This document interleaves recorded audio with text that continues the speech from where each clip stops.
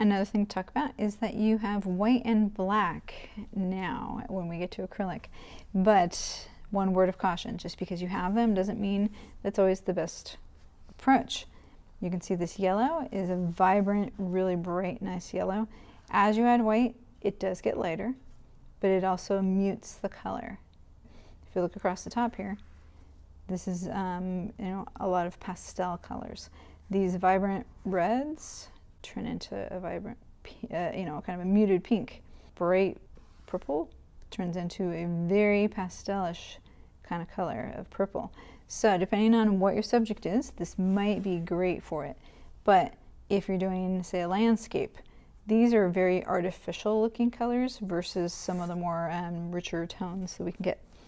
At the same time, as you add black, you're obviously getting darker. Let's look at this yellow as an example once again. So as we go from the bright yellow, as you add black, it is muddying the color. Once again, you might want that, and that might be the perfect approach.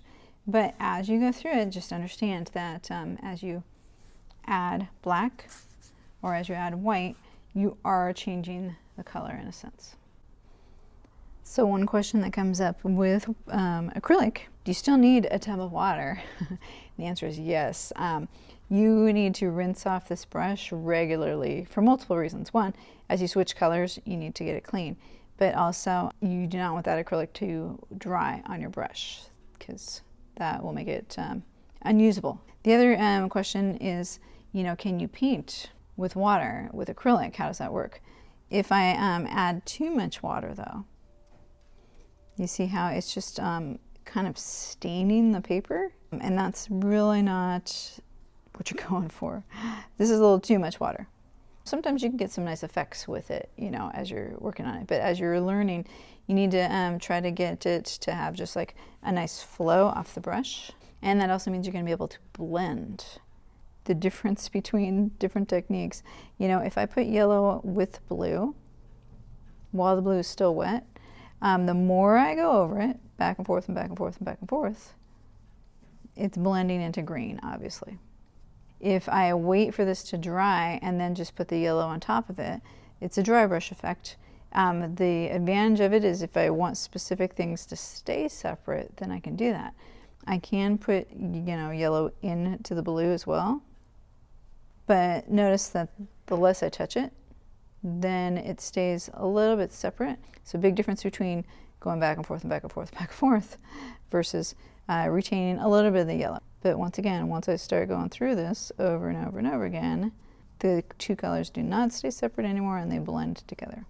Just kind of think of that, plan it. Sometimes you want these to blend together. Sometimes you need them to stay separate. But one of the best approaches, that we're going to continue talking about is, if you have an area and you put another color with it, you want those two colors to, kind of interact and blend a little bit. But, also kind of keep their own color at the same time. So there's a little bit of blue, a little bit of green mix, a little bit of yellow, okay? All right, so you can see a couple of different approaches to backgrounds. When you just take a little bit of paint and you have your brush stamp, you can drag it across and make it kind of linear. Beware, because sometimes you really don't want your background to be real obvious with the stripes. This one has been blended a little bit differently. I'm going to kind of show you a little bit more how that is. So you can see here, if I wasn't really paying attention and just putting down the brush strokes, it's real sloppy. So now the paint has started to dry. This is literally 5 minutes later. If I take a brush while it's drying, I can kind of come and smooth things out a little bit. So you can see right here, it's a little bit more wet. So as I try and blend it, I gotta be a little bit more careful, but I'm almost like brushing off because it's real wet. Okay, so how do we avoid that?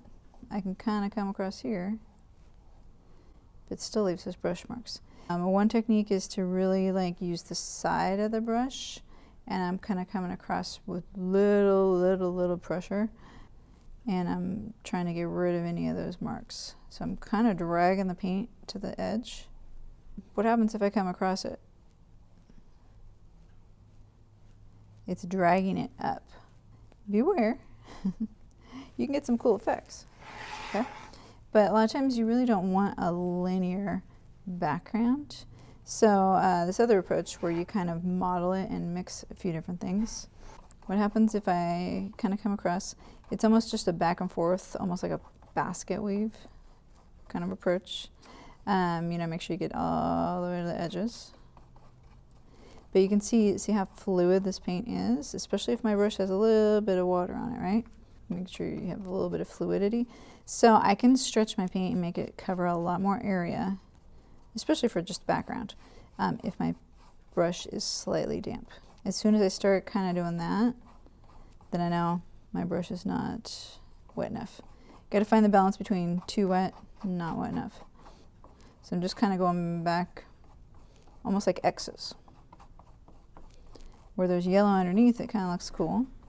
So this way I'm just giving myself a background that has variety and movement, but I don't want it so linear that it's gonna grab attention away from my object. A background should not be a distraction. It should not be more interesting than what you're trying to do, or trying to paint your subject matter. So you can kind of see I'm kind of blending that together. And then I have some areas where it's darker, where it's lighter.